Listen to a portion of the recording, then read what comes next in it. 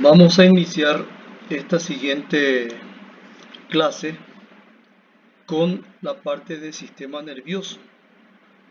Específicamente vamos a hacer hincapié en los detalles de las patologías que más frecuentemente se encuentran en los consultorios y más específicamente todavía en los lugares de internación, con las patologías tanto de procesos intracraneanos como de patología vértebro-medular. Para iniciar el tema vamos a separar primeramente el capítulo que afecta a patologías del cráneo y de su contenido. Vamos a empezar un poquitito todo esto por una reseña embriológica de lo que es el desarrollo del sistema nervioso en el embrión, obviamente estudios realizados por ecografía, no tanto la abdominal, sino con mucho mejor visualización de detalles, la modalidad intravaginal de ultrasonidos. Así podemos ir más o menos acelerando esta parte embriológica que, repito, no es ningún comentario que esté de más, sino es sumamente útil para entender muchas de las cosas de cómo fueron desarrollándose los diferentes segmentos del sistema nervioso central intra y extracraneano, y obviamente en base a eso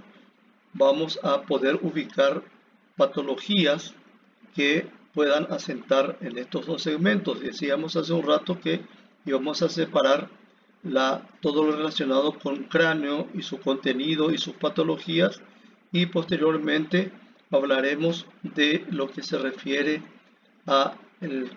la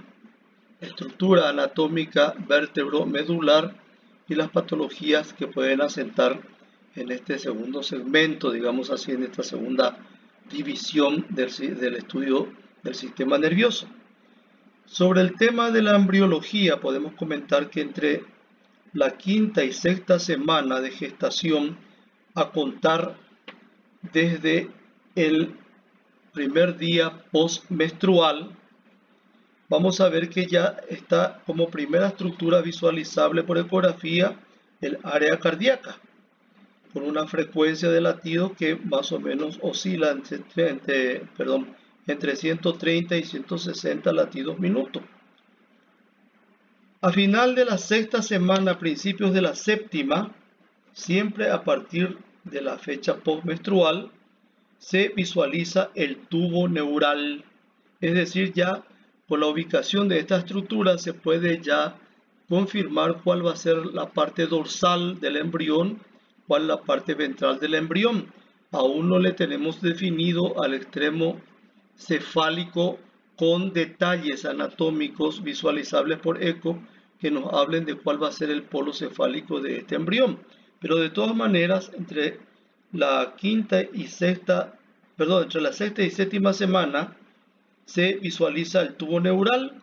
que ecográficamente se lo ve como una estructura lineal hipoecoica, que sería el equivalente a la médula, ubicada entre dos líneas paralelas entre sí que son ecogénicas, que generan ecos, que serían las estructuras vertebrales. Hacia la séptima semana, finales de la séptima semana, se diferencia el extremo cefálico del embrión. Es decir que estamos siguiendo una secuencia del desarrollo tanto del embrión como del sistema nervioso específicamente, y creo que las dos cosas se relacionan de manera muy estrecha, que recién después de que se haya visualizado la estructura vértebro-medular, el tubo neural del embrión, ya nomás la siguiente semana se define el extremo cefálico del embrión y aparecen ya sobre esa área zonas sonolucentes, anecoicas, que corresponden a las cavidades ventriculares, a las cavidades intraparenquimatosas, intracerebrales, que son las que van a posteriormente tener el contenido de cefalorraquídeo. Más adelante, hacia la semana 14 aproximadamente, ya se puede identificar nítidamente los detalles de la configuración craneana del embrión y estaríamos entonces en condiciones de visualizar el estado normal de estas estructuras que corresponden al extremo cefálico, al futuro cráneo del embrión, y las patologías o defectos que podrían afectar a estas estructuras. Así, por ejemplo, al visualizarse alrededor de la 14 semana del cráneo del embrión, ya podemos ver su configuración anatómica y, en todo caso, ya poder identificar también algunos digamos, errores en el desarrollo embrionario como puede ser, por ejemplo, la ausencia del contorno superior de lo que correspondería a la calota del cráneo, y estaríamos entonces ante una patología no compatible con la vida, como sabemos que es la anencefalia. Podemos ver dentro de lo normal ya también a los ecos que corresponden a las estructuras de la línea media. Entre ellos tenemos específicamente ya a el cuerpo calloso y a ambos lados dos estructuras ecorefringentes que corresponderían a los plexos coroideos que van a tapizar las cavidades ventriculares laterales intracerebrales. Ya también hacia esa edad de gestación, estamos de las 14 semanas aproximadamente, la columna vertebral ya se visualiza con mucho más detalles. Podemos ver la alineación, la superposición armónica de las estructuras vertebrales y, más que nada, identificar la piel que recubre a la estructura vertebral, específicamente con más énfasis hacia el extremo distal de la columna vertebral, que correspondería posteriormente al segmento lumbar, a donde pueden asentar también defectos congénitos como ser la espina bífida y su consecuencia inmediata, que es la formación del saco de contenido mixto a veces de la parte que corresponde a raíces nerviosas y parte que corresponde al líquido cefalorraquídeo, son los mielomeningoceles. Así que, resumiendo, podemos ver que hacia esa edad y al ya poder visualizarse con nitidez la configuración anatómica esferoidea del cráneo, podemos realizar mediciones como del diámetro biparietal y de la circunferencia cefálica. Ya también tenemos estructuras que corresponderían a la parte del sistema intracraneano que ocupa la fosa posterior, que sería el cerebelo. Así que podemos resumir que dentro del primer trimestre, con semanas de 7 días de duración cada una de ellas, se pueden ya controlar etapas de formación para detectar, por ejemplo, decíamos hace un rato, espina bífida, anencefalia, encefalocele, hidrocefalia y otras malformaciones que podrían entonces asentar de manera congénita, destruyendo, digamos, la configuración anatómica normal del cráneo y de su contenido. En estas imágenes tenemos la estructura craneana de un recién nacido, en donde vemos a los huesos parietales, vemos al hueso frontal todavía dividido en dos por la sutura metópica, que se cierra sin dejar rastros en la parte externa convexa del frontal, pero que sabemos que hacia la parte interna, específicamente afectando a la lámina horizontal de este hueso frontal, persiste como una brecha, una hendidura en forma más o menos triangular, que es ocupada posteriormente por otro hueso que es mixto en cuanto a su función, vamos a decir así, que es el hueso etmoides, en parte formando el piso de la fosa anterior intracraneana, llenando justamente esta brecha del cierre incompleto que a nivel, repito, de la lámina horizontal del frontal presenta este hueso. Así que ahí le tenemos entonces metido, digamos, en esta brecha triangular al etmoides con su lámina cribosa, y en el centro de esto a la apófisis Christagalli. Eso sería el componente intracraneano, que la participación intracraneana del etmoides. Sabemos que el resto, la lámina vertical, las masas laterales, ya forman parte de la estructura facial de la persona, y específicamente estructuras que van a configurar la anatomía de las fosas nasales. Vemos que estas planchas óseas, que aquí la vemos de un color blanquecino, se encuentran separadas y unidas a la vez entre sí por unas láminas fibrosas densas que van teniendo una doble función. En primer lugar, conservar la elasticidad de las estructuras óseas craneanas, que pueden entonces colaborar estrechamente con el desarrollo rápido que sufre el contenido encefálico, de manera a no limitar este desarrollo de la estructura del sistema nervioso intracraneano. Y por otro lado, sabemos que también estas láminas fibrosas tienen a sus células con capacidad de ir transformándose en osteocitos en la medida que el cráneo en su totalidad va alcanzando las dimensiones propias de un cráneo de adulto. Es decir, van a ir estrechándose estas bandas fibrosas y la sustitución progresiva por osteocitos que se forman específicamente a partir también de las células que forman estas láminas fibrosas, que fusionan, que sostienen, que relacionan entre sí a los diferentes componentes óseos de la calota craneana. Aquí le vemos en una vista lateral a esas mismas estructuras, y vean lo que recién estuvimos mencionando, que las estructuras óseas del cráneo, específicamente los que corresponden a la calota, deben colaborar y no interferir con el desarrollo del contenido intracraneano del encéfalo. Ven ustedes eso representado en esta lámina, con la enorme diferencia volumétrica que existe entre la parte que corresponde al cráneo y las dimensiones, digamos, faciales de esta persona. En esta gráfica de la izquierda vemos a los tres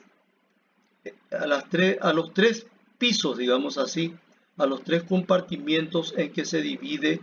al piso craneano, a la base del cráneo, visto obviamente de su cara intracraneana. Tenemos por delante a las dos láminas horizontales del frontal que forman los techos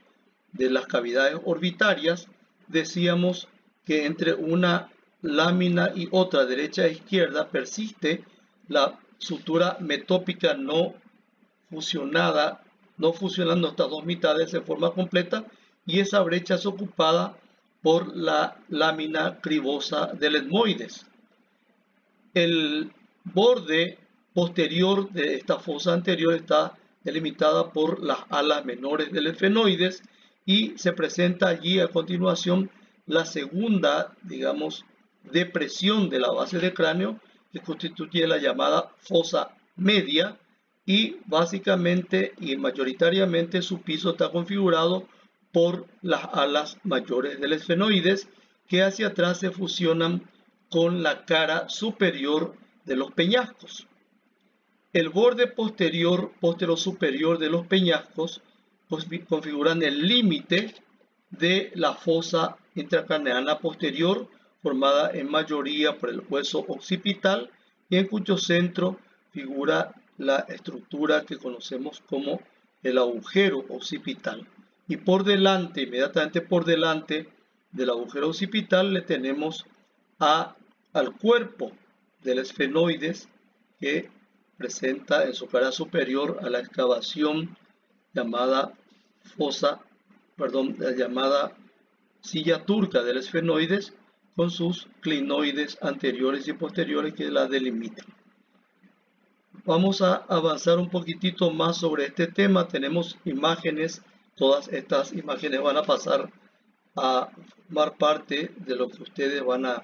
poder tener como fuente de consulta. Otra imagen que habla exactamente de la configuración de las tres fosas, la anterior, la media y la posterior del intracráneo visto desde su cara superior. Y vamos a llegar entonces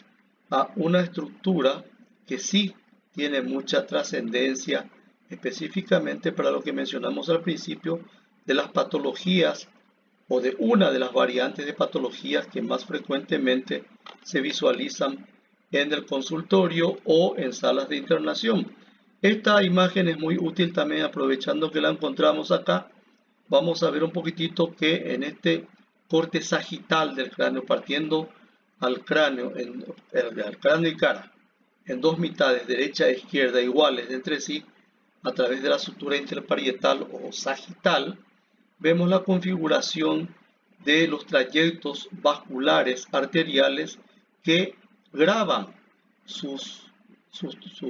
recorridos en la tabla interna del hueso parietal específicamente. Y sabemos que la arteria que hace ese recorrido es la arteria dependiente de la carótida externa, que es la arteria meningea media.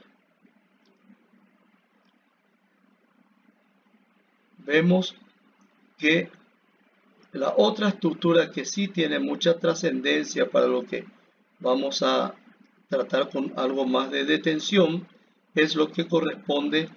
a las láminas que recubren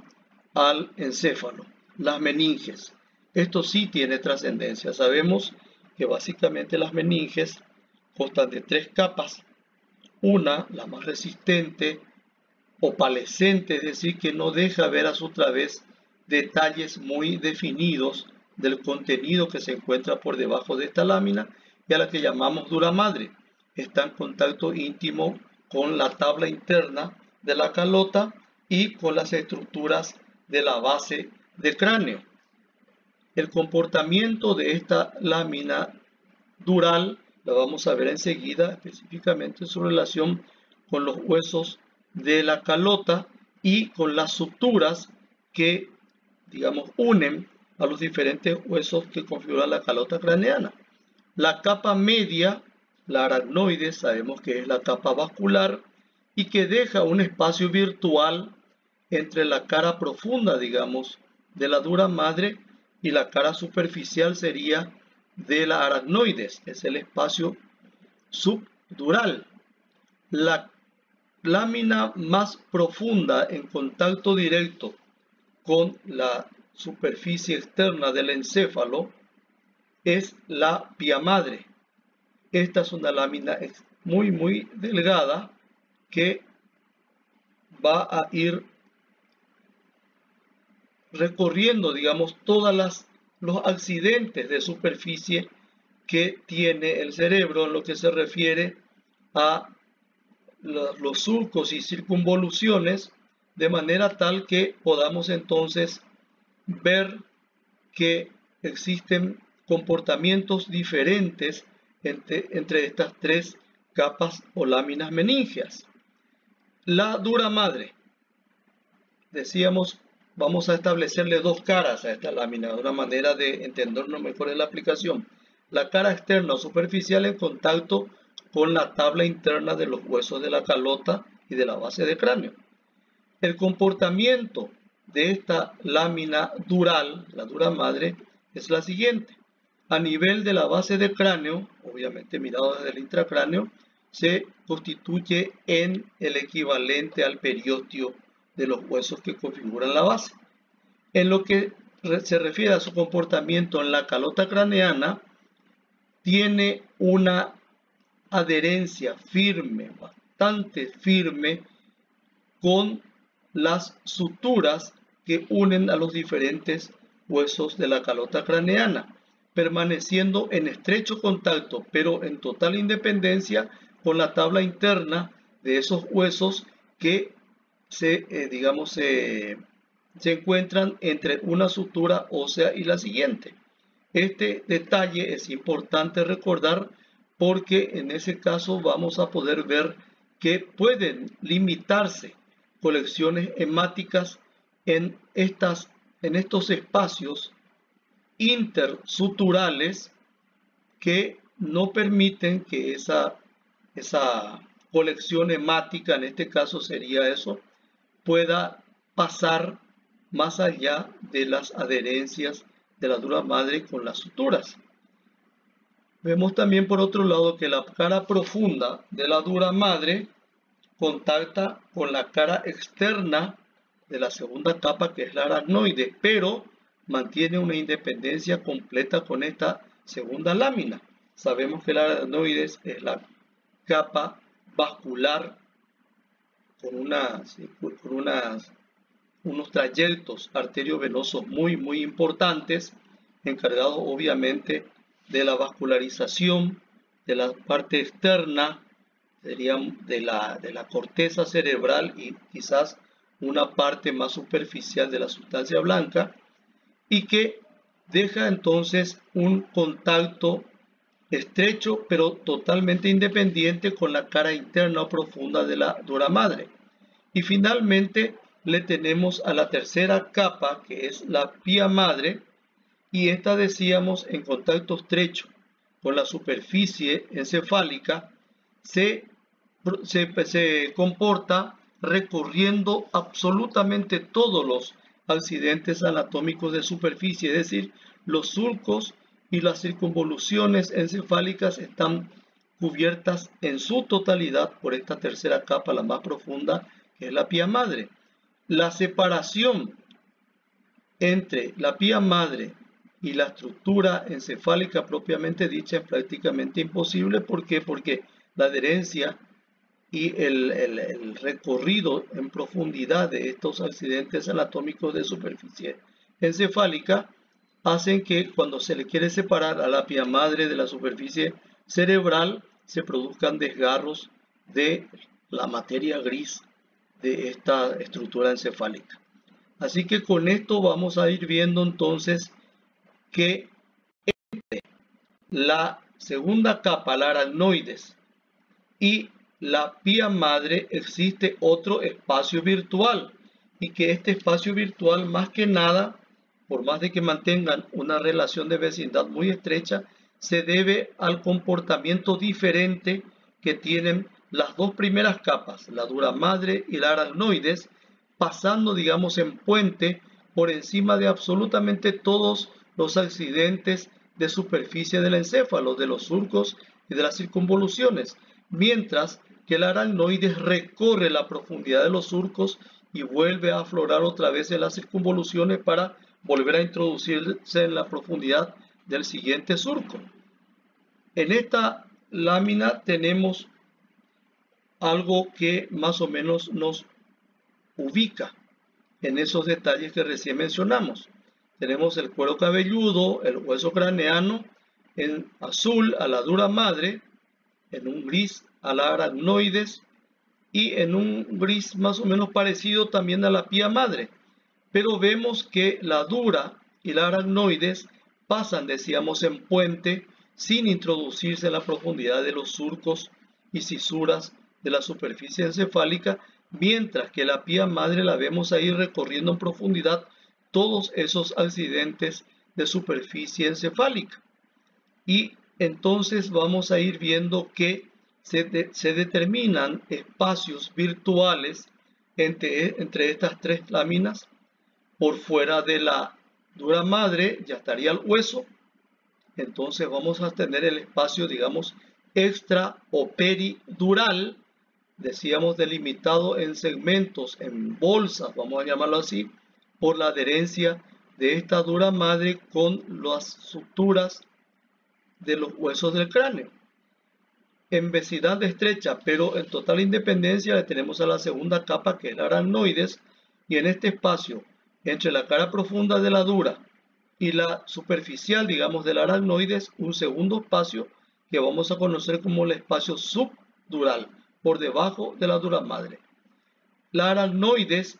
y la pía madre también delimitan otro espacio que más que nada es el comportamiento entre estas dos láminas meníngeas, pasando en puente sin introducirse en los surcos de la superficie encefálica a la aracnoides, y a la pía madre, que sí hace los recorridos en profundidad de todos los accidentes de superficie encefálicas, delimitando entonces el espacio subaracnoideo. Decíamos que entre pía madre y tejido nervioso sería en este caso directamente la capa más superficial de la corteza cerebral. No existe ningún espacio, es más, existe una adherencia bastante importante que impide separar a la pía madre del encéfalo sin dañar a la superficie de estas estructuras encefálicas. Otro detalle que conviene recordar es el siguiente: la dura madre pasa en puente sobre el surco interhemisférico, sobre el surco de separación entre ambos hemisferios cerebrales, y tiene una capa profunda que se introduce justamente en este surco interhemisférico. Es como si se desprendieran dos capas, la dura madre regional, y delimita esa formación triangular que se extiende a lo largo de la sutura, o por debajo, perdón, de la sutura sagital de los parietales, y que este espacio está ocupado, digamos, por un tejido laxo, y por otro lado también por estructuras que conocemos como los cuerpos de Paccioni, a donde se produce la reabsorción del líquido cefalorraquídeo para mantener a este líquido en constante proceso de renovación, formación, reabsorción. Y también a este nivel se acomodan los trayectos, especialmente los senos venosos. Uno de ellos, el principal, el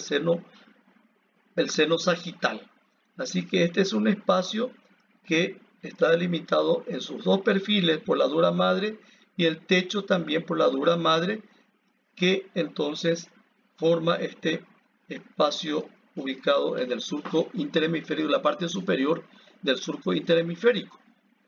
Acá vemos también entonces a estas estructuras meningias que recién habíamos mencionado. Le vemos a esta parte grisáceo violácea, digamos así, por la gráfica, nada más eso, el color de la gráfica, que correspondería a la dura madre, y probablemente también a la aracnoide, que está por debajo de esta,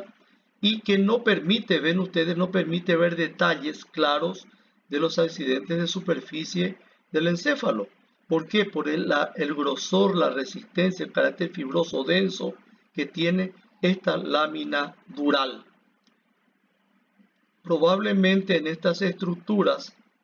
de la superficie encefálica que vemos a través de esta ventana, ya esté la pía madre adherida a la profundidad de estas estructuras. Acá volvemos a tener imágenes similares, en donde le tenemos a la dura madre bien blanquecina, opalescente, densa, y por otro lado también le tenemos acá a la suma de aracnoides y de pía madre, que nos muestran con relativa mayor nitidez a los accidentes de superficie del encéfalo. Acá le tenemos en otra gráfica a lo que mencionábamos, el cruce en puente de la dura madre, siempre pegada a la cara, a la tabla interna, adherida a la tabla interna de los parietales en este caso, y específicamente adherida a la sutura sagital, que es la interparietal, y la dependencia dural que tapiza la cara medial de ambos hemisferios, delimitando este espacio a donde decíamos se encuentran los cuerpos de Paccioni, y además de eso trayectos vasculares específicamente venosos, siendo el más importante el seno venoso sagital. Acá tenemos otra imagen un poquitito más ubicada en cuanto a esas estructuras que ocupan el triángulo que se encuentra entre las dependencias de la dura madre, los cuerpos de Paccioni por un lado, la vena dorsal o sagital, que es el seno venoso sagital, que tiene también su importancia en este caso. Sabemos que estas estructuras y su comportamiento, que es lo que recién tratamos de esquematizar de forma bastante somera, bastante rápida, con los precedentes de embriología, tenemos entonces este primer video finiquitado y vamos a pasar enseguida a la trascendencia de estos detalles anatómicos en patología intracraneana.